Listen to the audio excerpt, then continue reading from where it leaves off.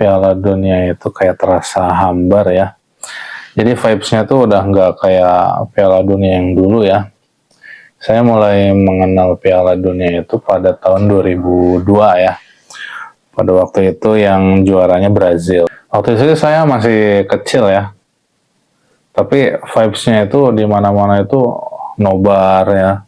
Jadi euforianya juga betul-betul luar biasa ya. Tapi makin kesini tuh makin, ya mungkin pertama gara-gara, jadi kalau misalnya mau nobar itu di TV ya harus bayar gitu. Tapi untuk kali ini katanya gratis ya di TVRI. Tapi walaupun katanya gratis, tapi tetap ya katanya untuk TV parabola itu tetap nggak bisa ya, harus berbayar. Kalau misalkan dulu itu ya gratis, ya udah gratis semuanya. Jadi semua kalangan dari yang bawah sampai ke atas seluruhnya itu semuanya bisa menikmati. Oleh karena itu euforianya juga luar biasa ya.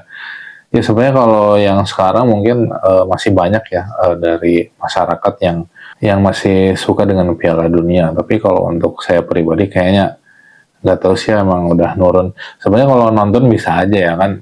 Ya zaman sekarang walaupun ada yang bayar, tapi kan yang gratisnya juga ada. Tapi ya kurang tahu juga sih. Jadi pada intinya udah kurang terlalu semangat lagi kayak dulu ya. Kalau dulu itu, jadi kalau misalnya ada pertandingan itu pasti nonton ya, bela-belain begadang. Terus dulu pemainnya bagus-bagus ya, ada Ronaldo Nazario, Zinedine Zidane, ada Paolo Maldini, Alessandro Del Piero. Kemudian waktu itu lagi bagus-bagusnya Ronaldinho ya, keren 2002 itu. Walaupun sebetulnya ada pertanyaan yang agak kontroversi ya, salah satunya itu ketika Italia melawan Korea Selatan yang sebagai tuan rumah. Tapi untungnya Korea Selatan kalah ya sama Turki di perebutan juara 3. Untuk yang kali ini mungkin terasa hambar itu karena mungkin kesel ya sama FIFA. Jadi FIFA itu seolah memang memiliki standar ganda terhadap negara ya, terhadap Israel sama Rusia. Untuk yang masalah kontroversi FIFA ini akan saya bahas pada konten yang lain ya. Kali ini tuan rumahnya Amerika Serikat. Ya tahu sendiri ya Amerika seperti apa. Kebijakan kontroversial dari Amerika Serikat sebagai tuan rumah Piala Dunia ini adalah, jadi masih menerapkan kebijakan imigrasi yang terlalu ketat ya. Pada akhirnya ada sejumlah beberapa ofisial Piala Dunia ini yang tidak boleh atau bahkan terpaksa dicoret dari ajang Piala Dunia ini, seperti wasit asal Somalia yang bernama Omar Artan ini dicoret ya. Ini dilarang masuk ke wilayah Amerika Serikat dan akhirnya secara terpaksa dicoret dari ofisial Piala Dunia. Kemudian ada beberapa pemain ya, seperti pemain timnas Irak Aiman Hussein. Dia tertahan di bagian imigrasi karena pengecekan beberapa jam. Kemudian berdampak juga pada timnas Iran ya, tentunya yang sedang perang dengan Amerika.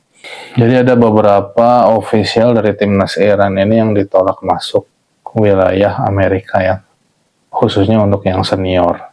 Jadi ini mungkin beberapa hal yang mungkin bikin saya itu agak males ya nonton Piala Dunia.